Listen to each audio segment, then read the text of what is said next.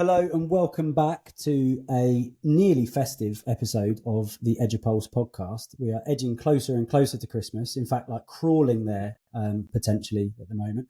We've got no Chris this week, so the jokes are not going to be coming from him, but they're not going to be coming from me either, because thankfully Joe is back with us. How are you doing, Joe? Yeah, getting closer towards Christmas. Normally that's where the lull is. But we're in our creative industries curriculum review this week. So it's essentially just a really big deep dive for an entire week of my curriculum areas.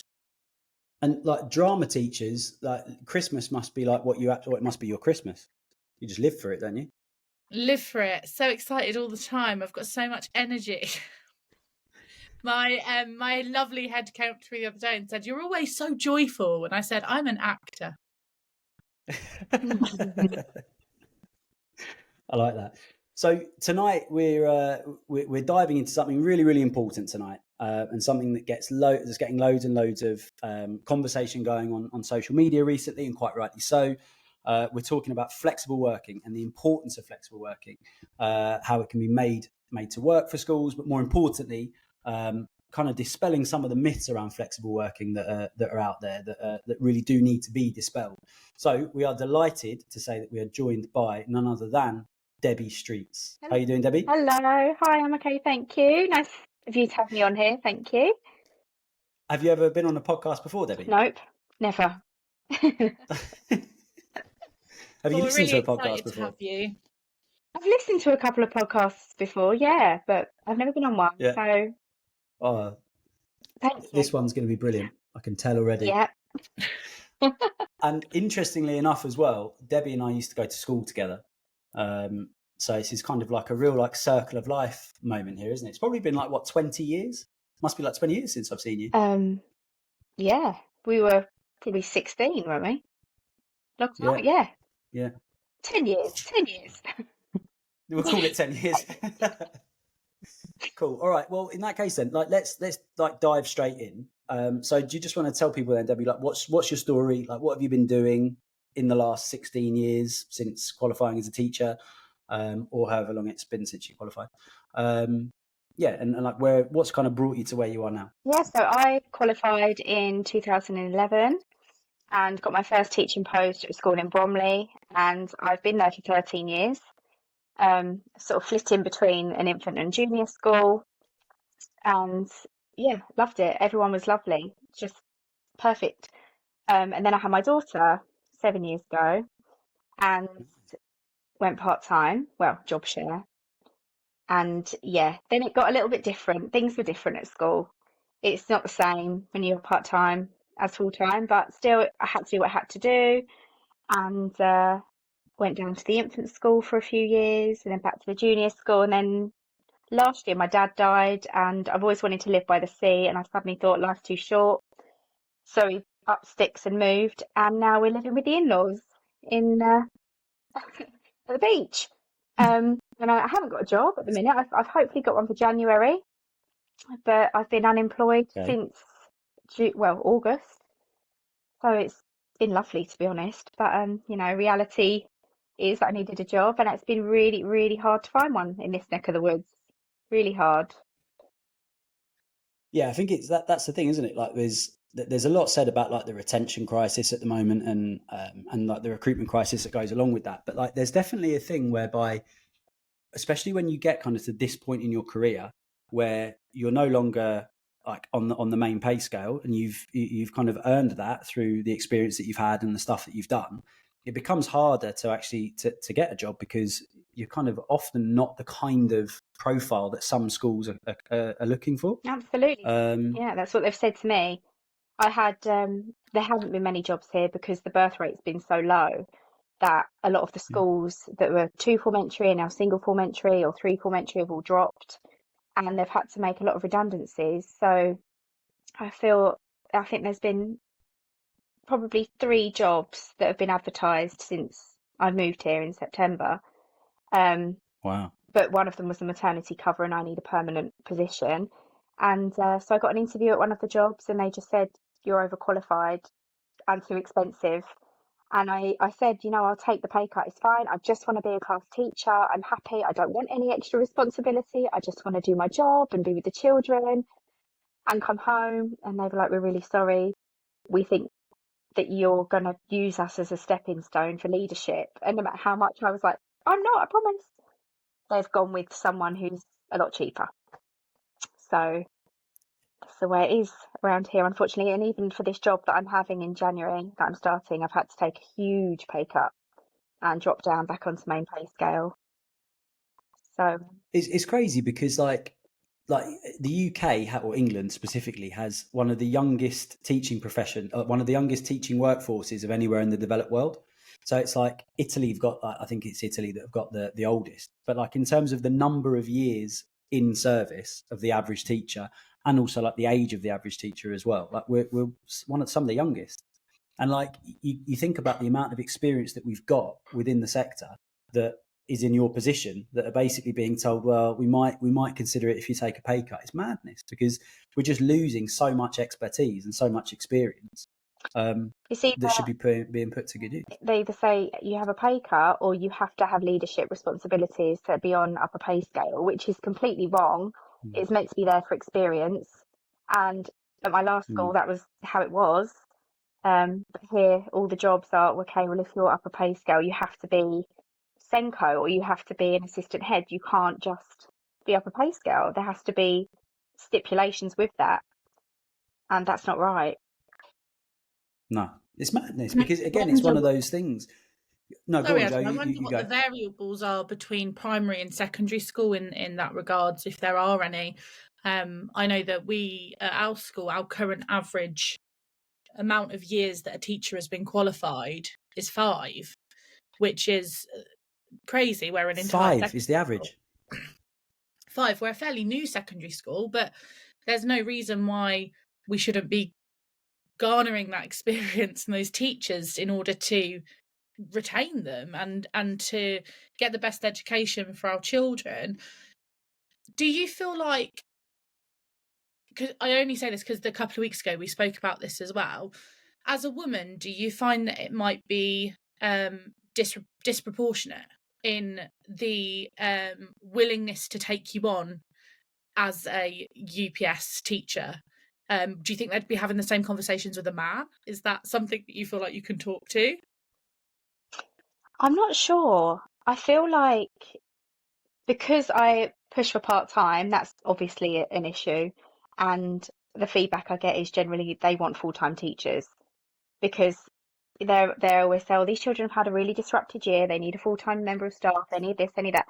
So I feel it's more, not so much the upper pay scale situation, it's the part-time nature of what I'm looking for, where I felt it's because I'm a woman that's, this has been an issue, because men generally don't want part-time, or even if they want it, they generally don't ask for it because you're seen to only have part-time if you have a child or one of those reasons that are generally associated with being a woman. So I haven't spoke to any males around here. I haven't met anyone who's a teacher yet because I've not been in a school, so I don't know really even who are in these schools. I don't know if there's many male teachers even teaching in these schools. I know at my old school, there were quite a few males in the junior school, and all of those were, if not about to go through threshold, were through threshold. But equally, so lots of the women, I was very lucky at that school. It was a very, they were very open-minded and progressive with their staffing ideas and what they did for everybody to keep everyone happy. So yeah, I haven't experienced that myself yet. I don't know if it's because I'm a woman, but we'll see. We'll see. I don't know. Like I said, I'm in a secondary school, so it's a very different environment. Adam, have you come across anything similar in your setting?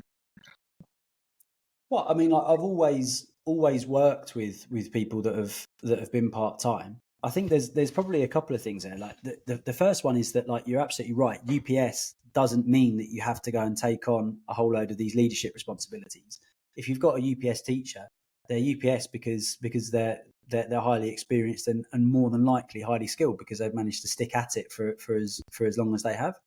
And I think the shame of it is almost like I think it's on a big system level, to be honest, that we need to create a pathway for people to come into teaching and stay as classroom teachers if that's what they want to do, but also still progress up the pay scales and still get the kind of prestige and status that ultimately should be afforded to the best class teachers. Because ultimately, if you think about like what happens after you finish your ECT induction, the next course that's pushed your way is the MPQML. And we've got the Chartered College doing some great stuff around the Chartered Teacher Pathway. I've just done that myself, and it's a brilliant course, and would highly recommend it to everybody. But ultimately, I mean, I've been SLT probably for 6-7 years now, and almost as soon as somebody finishes their ECT period, it's right. What can we get them to lead? So, well, why aren't we going? Well, how can we let them focus on their teaching for that a bit longer and just continue to craft real high quality stuff in the classroom day in, day out? And a lot of it is because we don't value that as a sector. Like someone that's got 15 years teaching experience often you get the question, oh, how come you haven't gone into leadership? Well, because I'm a really good teacher and I want to stay in the classroom and do that. So that'd be the first thing I would say. The second one, on like the flexible working, ultimately, if women and men stop having kids, we stop having schools. So we've got to be making sure that we've got a system that enables people to work part-time and also be a parent if that's what their lifestyle, if that's the lifestyle that they want. This notion, I've heard it for years. We've all heard it for years around, oh, this class have had a really disruptive year, or they've had quite a lot of inconsistency. Right. So is the same teacher Monday to Friday, is that what's going to give them the consistency then, or is consistency just as good if you've got one teacher Monday, Tuesday, and then another teacher Wednesday to Friday? Because as far as I can see, that's just 2 lots of Monday, Tuesday. You get a nice fresh teacher in midweek, and you just run it again. Like surely that's better in many ways. Yeah, I mean, it's worked for me and my job shares, and we've always had positive feedback from parents who have often been worried, and that's been the first question on the Meet the Teacher days. Like, how do you communicate with your job share? How can I ensure that my child's going to have consistency in their lives? And is the TA going to be here all the time, because they need that consistency? And actually, at the end of the year, they've been so grateful and thankful because we've gone in every week ready. We're not, dead on our feet by Thursday because the baby's been up all night every night of the week and we're dragging ourselves into school just trying to get through the day. We're happier because we have, and I would say work-life balance. In many ways, it's harder being part-time. Yeah. Because I know I did 2.5 days and my job share did 2.5 days. So we'd do every other Wednesday. So one week I'd do Monday, Tuesday, Wednesday, and the next week I'd do Monday, Tuesday. But I always had to get my things done on a Monday, Tuesday, Wednesday. And that might be at 3:00, you get a form for a child that needs a referral doing, or you get a form about another child on a Tuesday, or a parent you've got to call, or a report you've got to write, and you can't leave it till the next day. So you have to stay there until it's done. And it is hard. And it is long hours when you're a job share.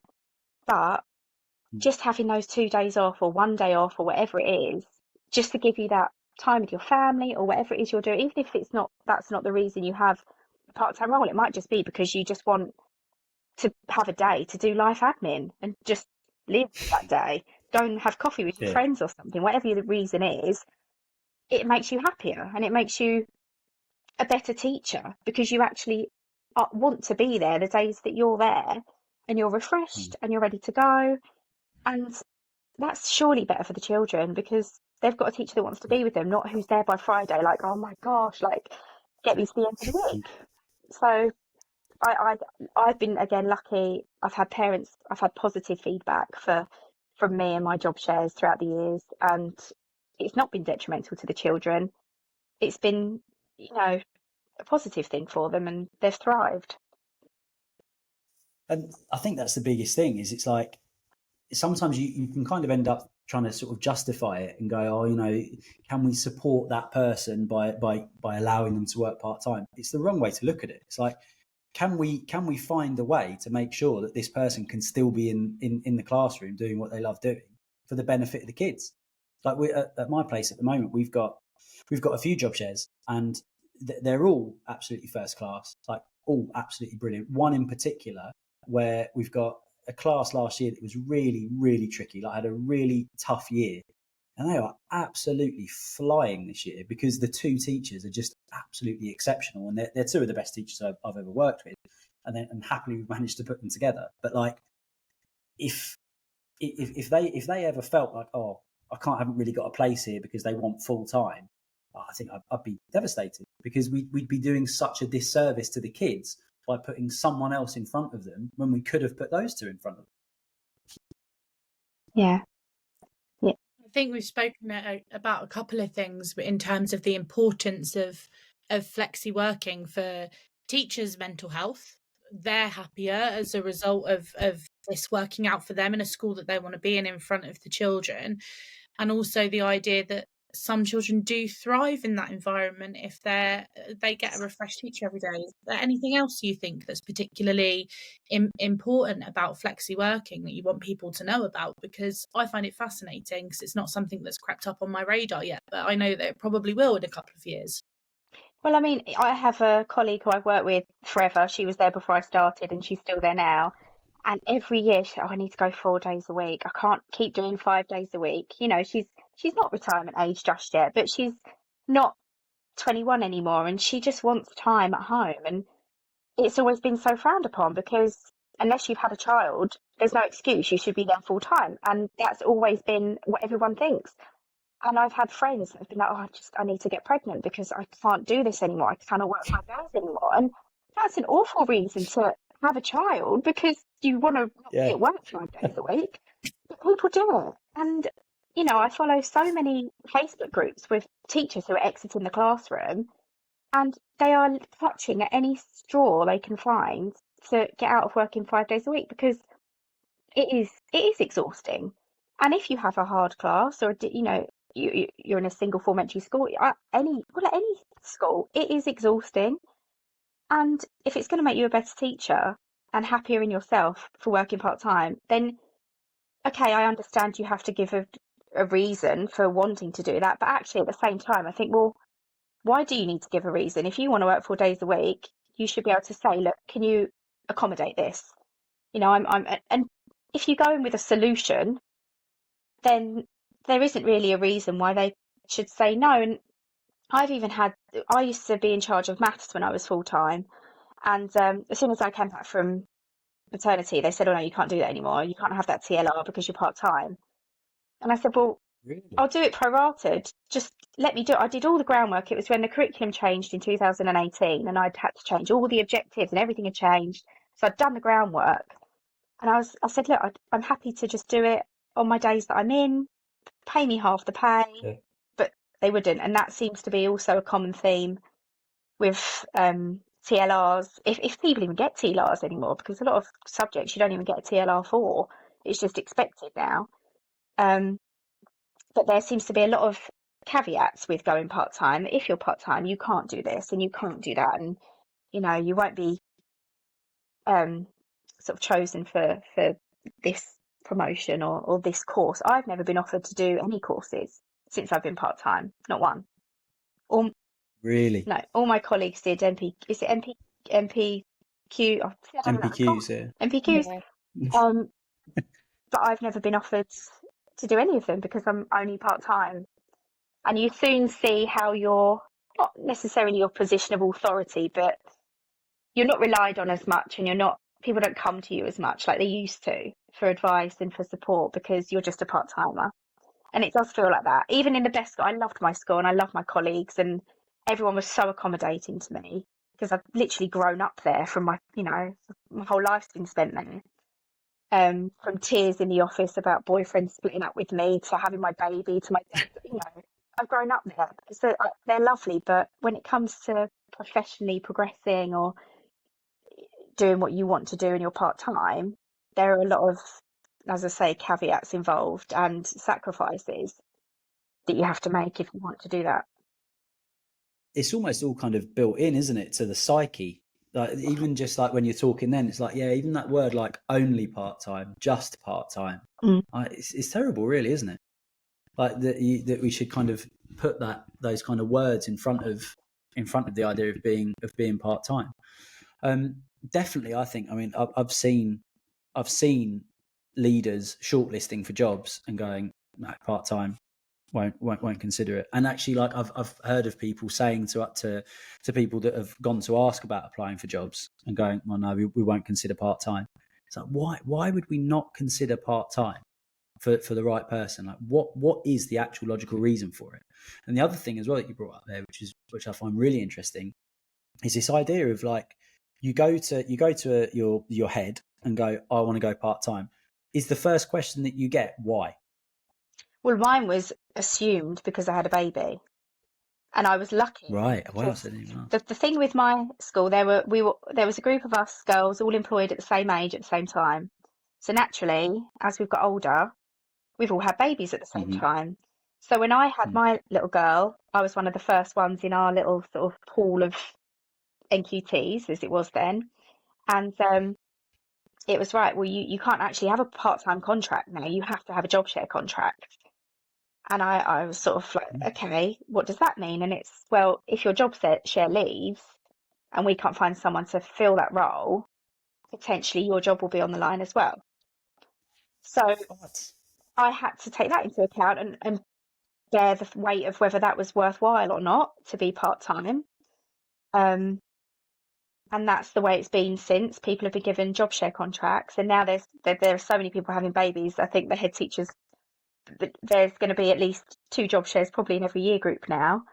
But it is generally for having babies. And like I say, my colleague who just wanted to be part-time because she wanted a better work-life balance, she's been talking about that, like I say, ever since I've been there. So that was 13 years. And it was always, no, you can't, not this year. No, not this year, no. So it's only if something. So that's basically happens. like a. Yeah, sorry.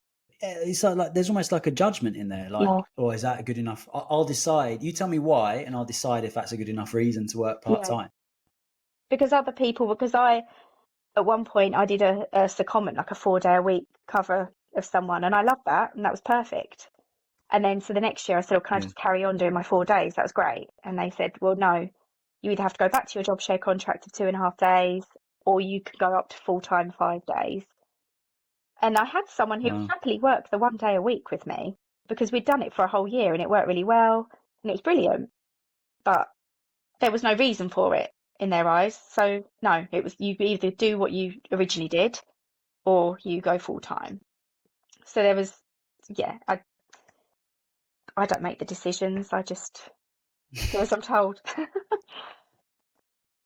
Yeah, it's crazy, isn't it? How do you feel about that, Joe? Just in terms of like in the future, if you wanted to kind of go part-time, did these kind of stories sort of fill you with dread, or do you have hope for the way that the sector's heading for this kind of stuff? I think I have hope in a secondary school setting because I've seen so many other women before me successfully go part-time, because it's less of a job share. I'm not in charge of just one class all day. I'm part of a wider curriculum, so somebody can pick up the lessons that I'm not there for. So I think in a secondary setting it's much easier. Maybe I'm wrong because I'm not doing it, but it seems like a much easier route. Like I will work Monday, Tuesday, Wednesday, Thursday, Friday. I'll be on 0.8 and somebody else will pick up my 0.2% of lessons or whatever it might be. So it doesn't fill me with dread, but I can't say it fills me with much hope either. I think there's a lot of work to be done around it because it's clearly invaluable. It's invaluable to your mental health, your well-being, your ability to raise your child in the way that you want to, have a good work-life balance, be successful in your job. There are so many advantages to you and your wider life. Debbie, what do you think the advantages are to a school? So if you were selling part-time working to a school, what would you say? Or job share, whatever language.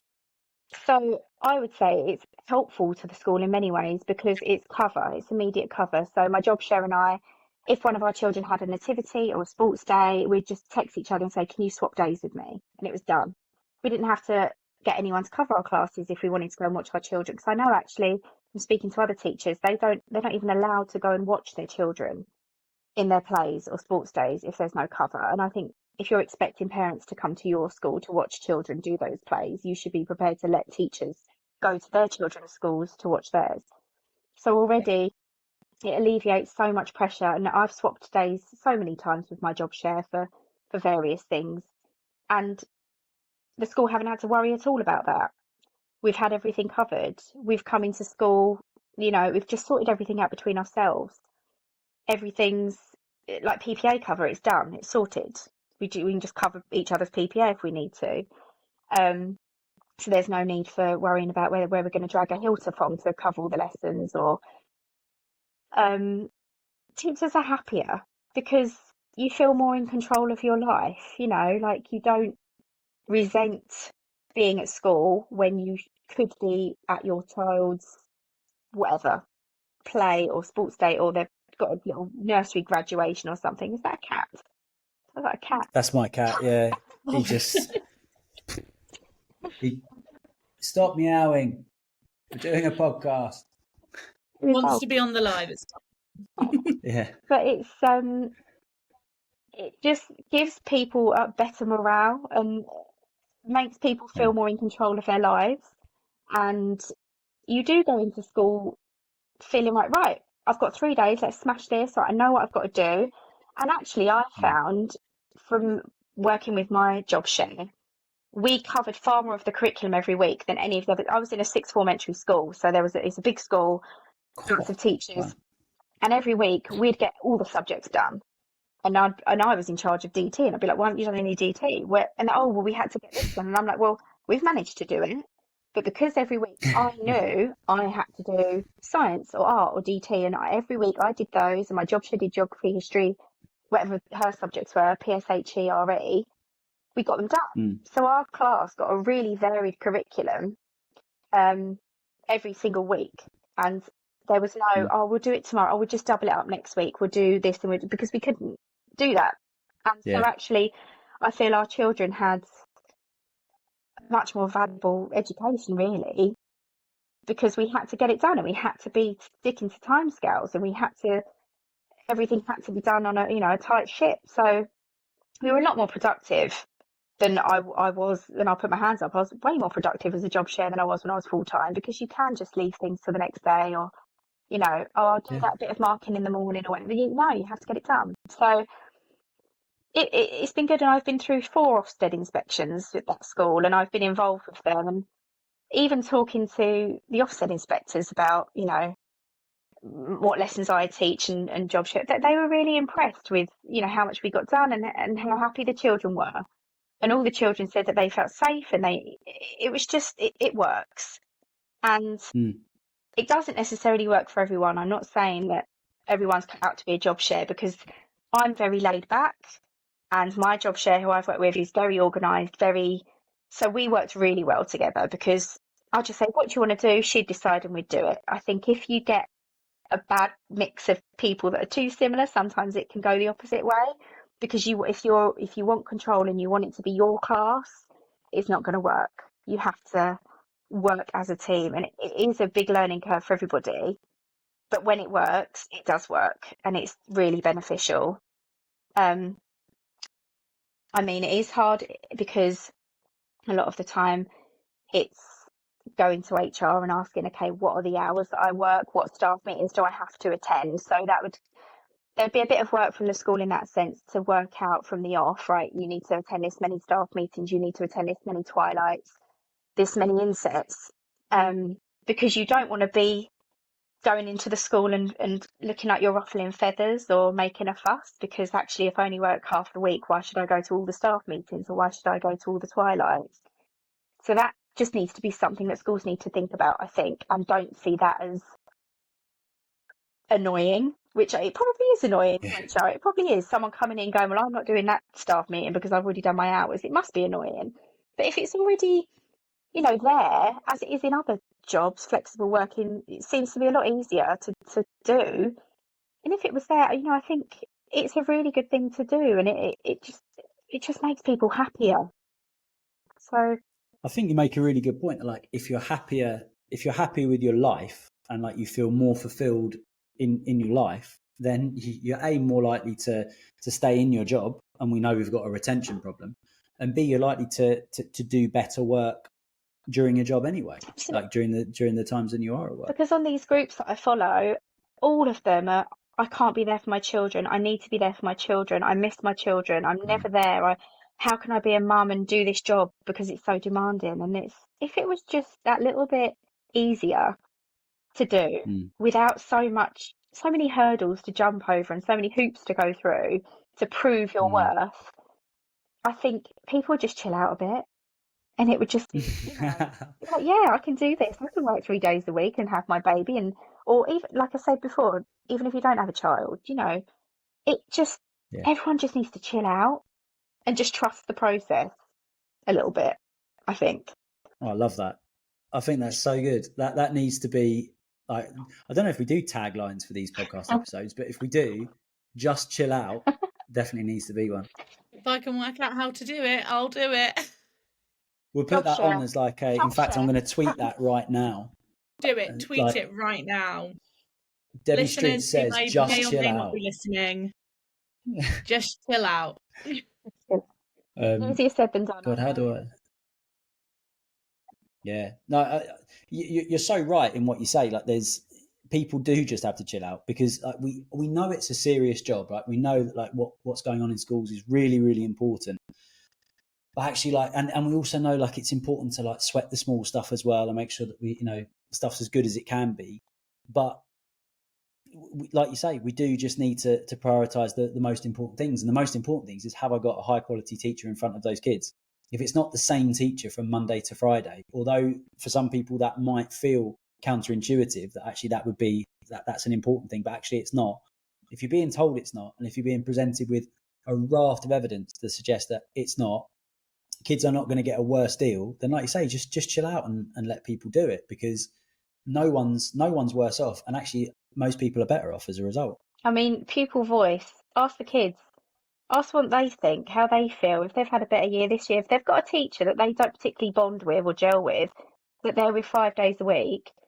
They'll love it if they've got, 2 different teachers for the week. At least if they've got one that they prefer, they're more likely, I know it shouldn't be like that, but their kids, they've always got a favourite.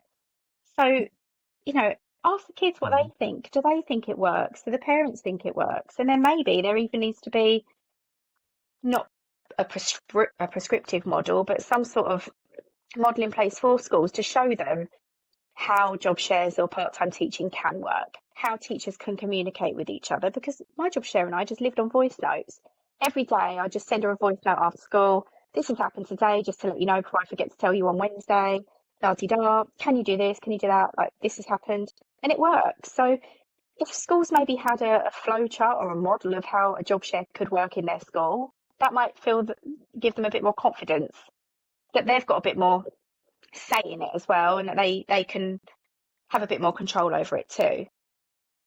But it's weird, because like we were talking in my place not a couple of weeks ago about PowerPoints, and I've just got this big thing at the moment. I've had it for a while, but like this big thing certainly at the moment, it seems to be intensifying around PowerPoints, and I just think we should just get rid of them, just ditch them. Like, you see so many people just doing this on the board all day long, like just flicking along. Just get a flip chart and model whatever it is that you're talking to them about. And then like the pushback you get from people on that, which bizarrely you get because people want like a reduction in workload, but sometimes when you present something like that is that's just become a habit, people are reluctant to go with it. The pushback that I get is like, oh, but what am I going to do? If I'm planning maths, what does the rest of the year group do? Because they won't have my PowerPoints. And like one of the part-time staff will just you have planning conversations, and then we're like, you'd have these planning conversations probably like once every 3 weeks. You'd have a bigger planning conversation about a unit of writing, and then you're just talking to each other on a daily basis. And then the part-time member of staff went, like we do all the time. It's like, it's such a good model that actually we want everybody to do that, really. Yeah, I mean, that's what we do. I must admit, we are one of them schools that have PowerPoints, but more often than not, it's just to show a video clip or a picture or something, and then we just go onto the interactive whiteboard and just teach. Old school, actually teach. And I love how interactive whiteboard is now old school. Yeah. But you can save a flip chart, save that on the system on a shared drive for everyone to look at. Share resources, that's what it's all about. But that's what we're doing with voice note. I got up to this lesson, they struggled with that. So tomorrow, can you just make sure you go over that bit again and then move on? And my job share, and although there'd be a skeleton PowerPoint or whatever it was, we'd always look at our end of the week and edit it and change it to whatever we needed. So it's always worked. It's always worked for our class and our children, and it has to be that conversation every week. You can't just pick it up and go with it, just like you shouldn't anyway. But I've been lucky. It's always seemed to work for me and whoever I've job shared with. But there is a lot of voice noting. To be fair, that's probably the closest thing to a podcast I've done. The voice notes last more than 5 minutes. You have to just put a little message, listen sped up, because it's long. Yeah, I mean, again, like there's just so much gold in everything that you're saying there around, like, and you say like, I've been lucky. I don't know if you have been lucky, because it sounds really straightforward. Like, it sounds really, really logical that, of course, that's how people would work. I wonder if some of it is down to the fact that we've got this kind of love of evidencing stuff and feeling like we need to prove that things are happening. And like, how do I prove that you've had that conversation with your job share? How do I absolutely evidence with beyond any doubt at all that you've had a planning conversation and you've talked about what the kids need for the next day? Like, I can't really, and I absolutely shouldn't need to. There should just be that trust that, like, of course you're handing over at that midpoint of the week.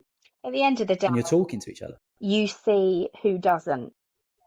Do you know what I mean? They'll come to you and, right, okay. I wasn't told this, or I didn't know that.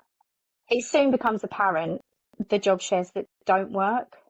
So, right, yeah. It's unfortunately, like I said before, that not everything's perfect. Not all teachers are perfect. So not all job shares are going to be perfect. It doesn't always work. But like I say, you soon know within a couple of weeks who doesn't work well together. So it might just be they work with someone else, put them on in a different area of the school and an area of the curriculum, something else. It should be more about finding teacher strengths. If it's not, in the classroom as a job share, it might be doing interventions or whatever your school does. Like I say, I came from a really big school. There were various classes that weren't all just in class, as it were. I think there needs to be more emphasis on what teacher strengths are. And utilising them. So you might be part-time, but you don't have to be in class. You could be doing something else. You could be doing the planning. You could be doing the working for, I don't know. There must be something. There must be a way around it, is what I'm saying. It doesn't, because it shouldn't be it's this or it's that for teachers. You either work 5 days a week or you do 3 days a week, and it has to be like this, and you have to evidence this, and you have to do that. It should be more, okay, well, I've come back to work, I'm part-time, I'm happy to do this in the classroom, but my strengths are in, I don't know, leading RE. Can I take on RE? And I want to spend, a day a week doing RE training and go to the schools in the trust and look at RE. Or I don't know, I just feel like more could be done with teachers for their strengths. And job shares shouldn't be overlooked just because they're job shares. It should be, everyone should be treated as a member of staff and as important as each other, even if you do only work 3 days or 4 days a week. It shouldn't be that, you have to be scrutinised for every little thing and that class has not done too well this term on their reading results. That must be because they're a job share. Well, actually they've had like 80% attendance because half of them had a norovirus for 2 weeks. It just seems that job shares generally get the brunt of things quite easily. It's more, that's the reason for any failings or any shortfalls, because they're a job share rather than any other reason. And a little bit more sort of, I don't really know the word for it, but it's realism, I think, because like, do you find that like having a job share ends up being the explanation for any issue that there is? They've got a job share. Yeah, every class that I've inherited, it's been, they had a job share last year. That's why they're like they are. They had a job share. Oh yeah, they're really spicy because they had a job share. You know, they've had a really interesting year. Yeah. Brilliant. They're really spicy because job share. Yeah. Spicy, bubbly. That you always get the spicy or bubbly classes. You know, and it's not because they've had a job share at all. It's just the way the kids are. You know, It's ADHD. It's not it's nothing to do with a job share. Yeah, it's all our fault. It's all our fault. Yeah, it's crazy, isn't it? When you think of it like that, there's so many things that just get banded around that are completely illogical, and we've just sort of over the years we've just sort of come to accept them, haven't we? And just be like, oh yeah, okay, is that a thing then? Right. Like, I remember hearing that kind of stuff about job shares when earlier on in my career, and I probably went, oh, all right, is that? I guess it's logical, I suppose. But it's not. It's really, really not logical. No. Yeah, madness. What about job sharing? What's that? Sorry. Would you ever consider job sharing? Yeah, definitely. Because, funnily enough, actually, so this year I'm 5 days a week in school, but I do of that 5 days, I do 6 hours a week where I work for another company. Can't say the name because I haven't actually signed the contract yet. But but ultimately that's like 6 hours out of the week where I'm not working for school, but the company pays school for my time. So essentially, I'm kind of out of action for those 6 hours. And like some of those 6 hours I take after the kids have gone home anyway. But ultimately, like if I'm working for that company during that time, I'm not available to deal with anything that might come up, and someone else has got to step into that. But ultimately, we've got an assistant head who wants to be a deputy. So I'm deputy in my place, and we've got an assistant who wants to be a deputy, and it gives him the opportunity, even though it's like a small amount of time. Because right, if something comes up in this period of time that would normally come to me, it's coming to you. And he's great with that. I think that's probably given him the confidence to know, like, okay, if I can do it for 2 hours, I can probably do it for a week, right? It's just a case of getting more and more used to stuff and getting into that rhythm. But in terms of like the capability to do it, he's definitely got that. And I think having that opportunity to have stuff passed to him when I've been doing this other work is useful. It's definitely, like I say, giving him that confidence. I just think as well, we need to do more where, and like you said, we need to do more where we have teachers getting out and working across schools. And I know trusts have got structures for that as well, but the local authority schools could be doing the same thing as well, where they're properly tapping into networks of expertise. Because you've got so many, and almost, I don't see why you couldn't do something where there's like exchanges as well. So like, I've got a background in instructional coaching. So a massive part of my day-to-day role, probably the part of my day-to-day role really is PD, specifically around instructional coaching. There's tons of schools that are going, oh, I want to do instructional coaching because it sounds good. Well, okay, well, I'll come and help you with that for a week, or 1 day a week for a month, or 1 day a week for a term, whatever it might be. And we'll have someone of yours who's really good at, I don't know, PSHE or something like that, because that's, we need to revamp our PSHE curriculum.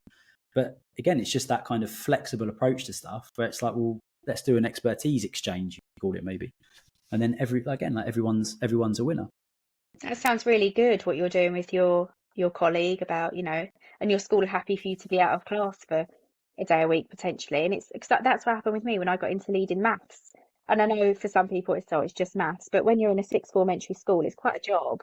And I did it I shared it with an assistant head teacher at the time, and we did it together. And then that gave me the confidence to then take it on my own the year after.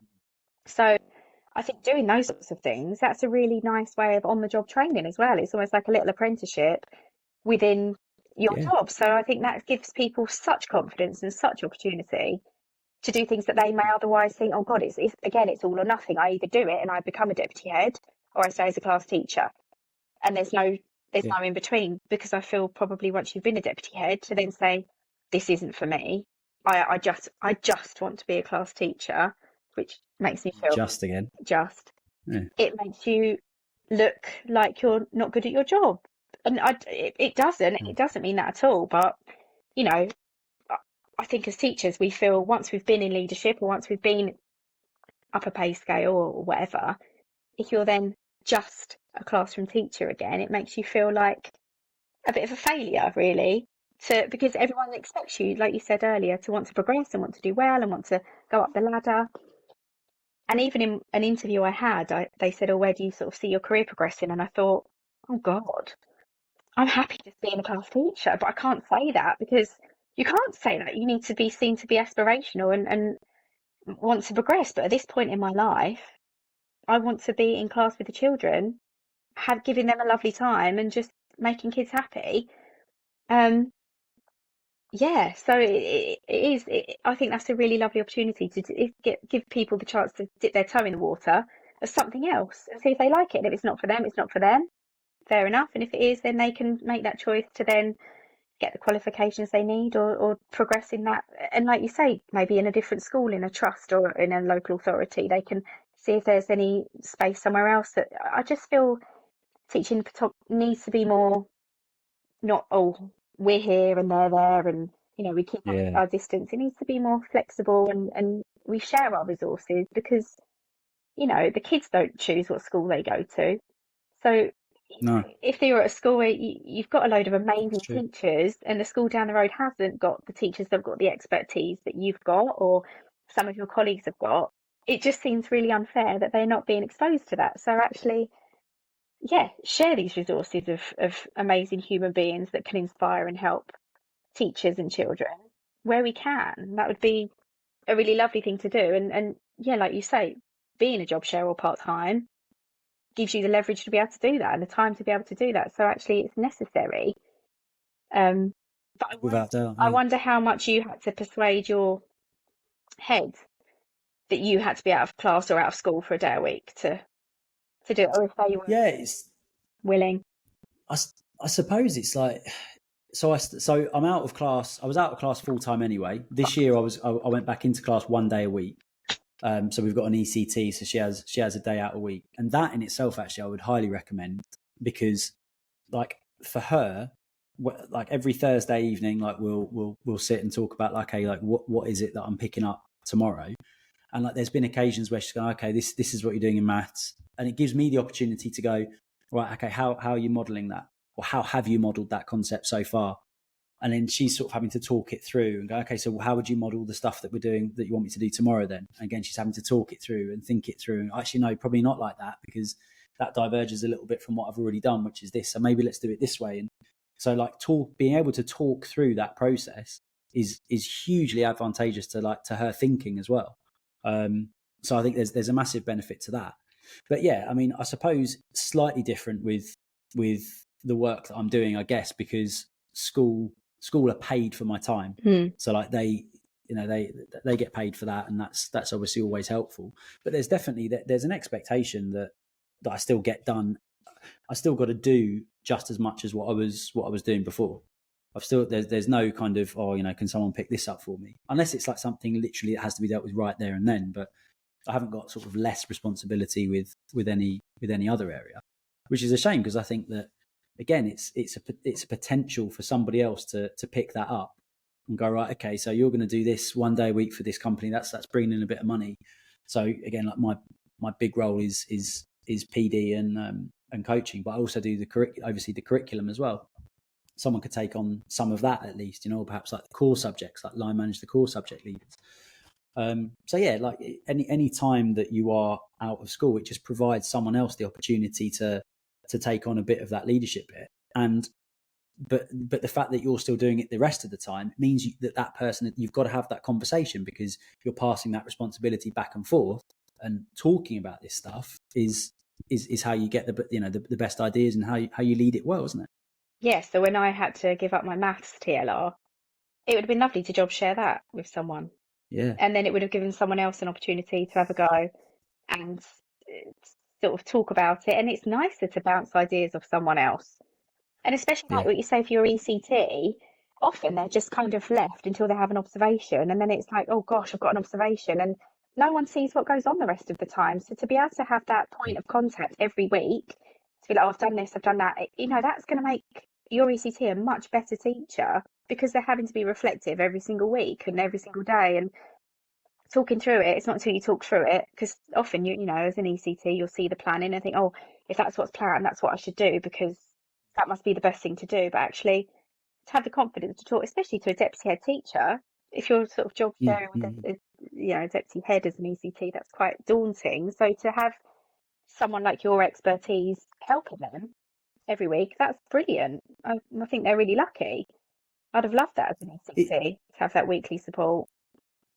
Yeah, and it's like, I think it's just something that all teachers should have anyway. So like, my place isn't kind of gold standard, but like every teacher has coaching every other week. So it's on a 2-week cycle, and that's throughout the entire year, whether you're 1 day a week or whether you're 5 days a week, everybody has that, because like we've got this thing about like primarily everybody should just want to get that little bit better at teaching all of the time. Because if we all just get like 1 or 2% better every year, like in 5-10 years time, we're all going to be like way better than what we were. And whether that's me or an ECT, it doesn't matter. Like that's just everybody's commitment, but not at all in a judgmental way.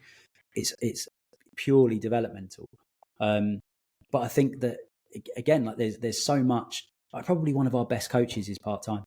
And I just think like, why would I not give that person like a slightly bigger coaching load and slightly less time in class, because I'm getting such a payback from that, because she's coaching 3 people instead of 1. And now I've got 3 people that are getting much better, much faster. Like, why would I limit that just because she's part-time? How much of that comes from leadership really knowing their staff and knowing their staff's strengths? Like, does more have to be done in terms of auditing or QAing what staff are doing in classrooms to be able to access what their strengths are? Because I don't know if that happens in bigger schools.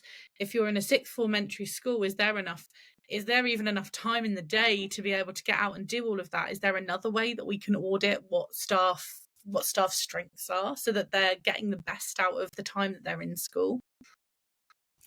I think it's pretty well known, to be honest. And I think the risk with things like that is, and I see this in schools all the time, where leaders go, right, I need to go into classes so that I can get a flavour of what's going on, and ultimately what that means is I need to go into classes to decide who's teaching well and who's not teaching as well, right?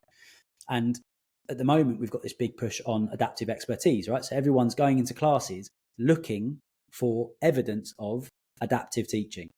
Well, I reckon that quite often the best adaptive teaching, you're not even going to see it. So like if I've got I'm trying to think of an example off the top of my head. Maybe I can do this. Let me try. So if I'm a teacher and I go and I've got a class and I'm teaching them, and I set them off with a task to do, and I go over and I spot a particular child who, let's say that they're EAL and they're new to the school. So let's say they're doing this particular activity and they look confused on, let's say they're doing an activity around something to do with animals, and they've got like the words cobra and python, and they look a little bit confused over those words, right? Now, what I can do is I can visibly adapt in that moment, and I can go, so a cobra and a python are types of snake, right? So I can clarify that in the moment. Or what I can do is I can be aware of that. I can clock the fact that there's potentially a confusion there, but I cannot immediately diagnose what the reason for that confusion is. Right? Because by adapting in the moment and intervening, I'm assuming that there's an EAL barrier there, but it might actually be something else. So I can hang back a little bit and I can watch and see what happens. Now, maybe that child then is able to resolve that themselves, and therefore I just walk away.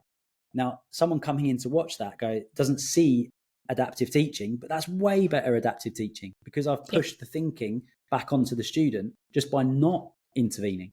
So I think there's a danger sometimes with leaders going, right, I need to go around and know exactly what's going on in classrooms. Ultimately, you know, like I know in my school, I know that everybody's a good teacher. And ultimately the acid test of that is, hand on heart, would I be okay with my kid being in their classes? Like there's not a single teacher that I would say like, no, I'd rather they weren't in that person's class. I think as well, the coaching needs to be purposeful and accepted by the staff as well, because I think sometimes these things are pushed onto staff as a tick box exercise. We need to go and coach each other. Right, why haven't you done it? There's an email sent, pick this time slot for when a TA can cover you. You need to go and coach each other looking at think, pair, share, or something on a guided walkthrough that we've been told we have to do.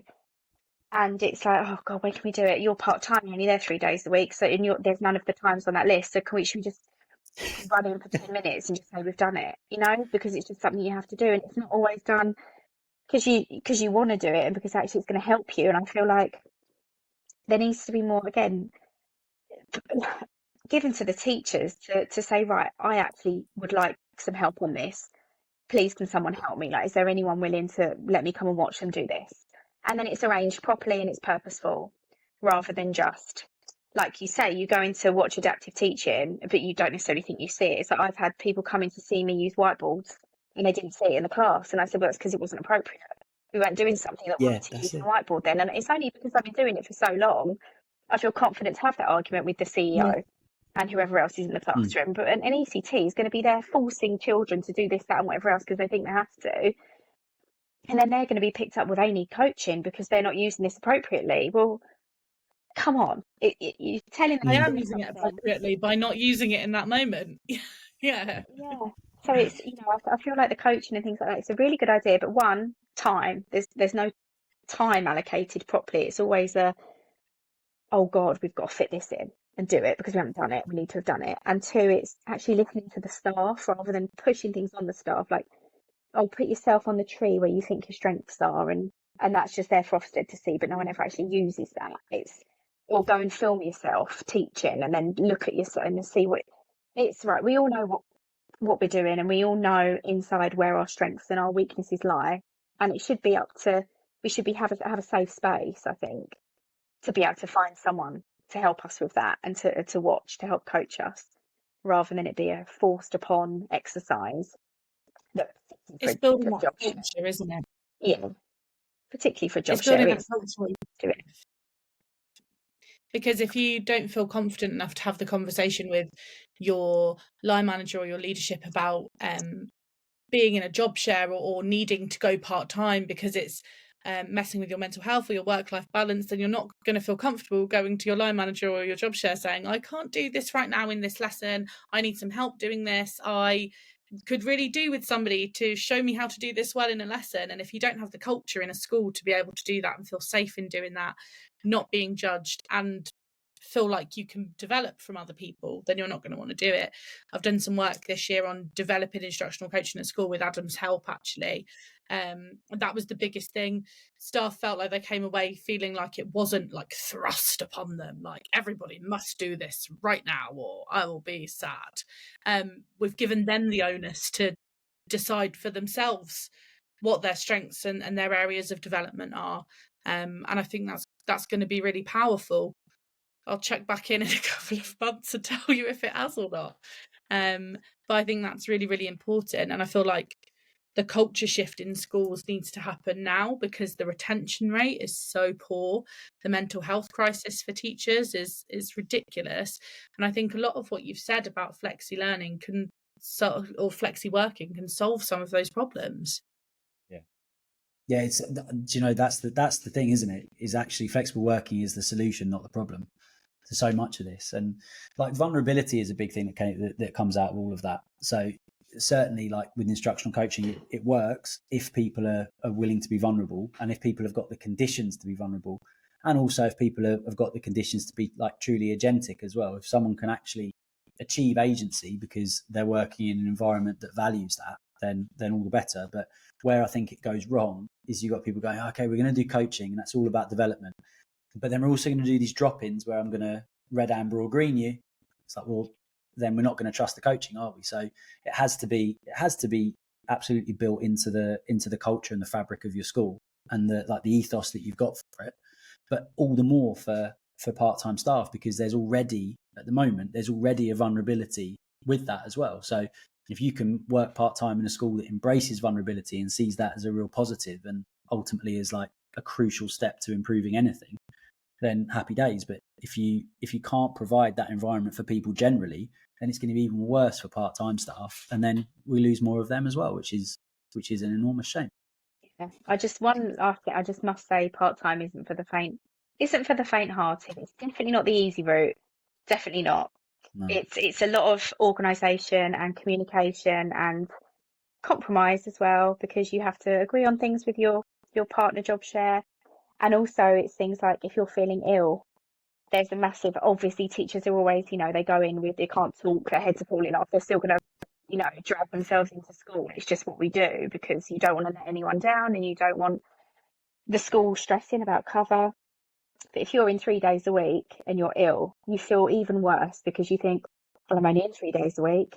I've got to pull myself in and get into school, and it is a tough, it's not being lazy and it's not taking the easy route by any means. I think that's what a lot of people think about part-time teachers, and it's wrong. It needs to be, understood that it's really not the easy way out. So yeah, that's just a final thought that I had on the subject. But in being happier, you will be more content at work and feeling more empowered to do things like the coaching, to do things like, help other teachers, and then maybe in time think, actually, no, I do want to be full-time again. I'm ready to be a full-time teacher again. Because there comes a point where you think, actually, yeah, let's do this. I need to get back to it, And it has helped my mental health significantly. It really has, because I had such a bad year when my dad died and I was off for a half a term and had a breakdown. It was awful. But my school was so supportive, and it just made all the difference by having no pressure. And it's the pressure is what makes teachers ill, I think, and it's the anxiety and the worry about school. And I just think that's why I say, like, chill. Everyone just needs to chill out a bit, reduce the pressure, reduce the anxiety. We all push for well-being and we all push for, all of the looking after your well-being, and everyone signed up to these, I can't remember what ours was called, but you signed up to these companies where you can ring them for counselling and employee assistance programs. But it's not advocated in everyday life in the school at all. There's no time to be quiet and to relax and to breathe and to just get your head together after a whole day of 30 little people asking you 17,000 questions. Everything just needs to chill a bit. And I feel like there are other countries that have such amazing statistical, results from what they do with their teaching, like Finland and other countries. We just need to look around and just, it can work. There are other ways of doing things. What we've been doing for the last 100 years needs to change a little bit. The way we teach in general needs to change. So it's about time we took that label off of a job share as being lazy and a part-timer, and that needs to change.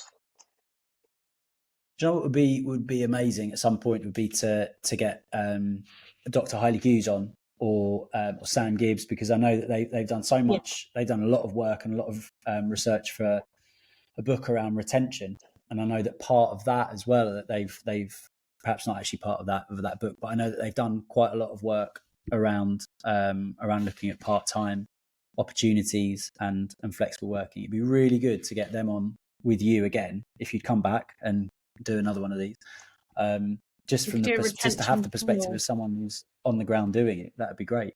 Yeah, retention. Yeah, that'd be awesome.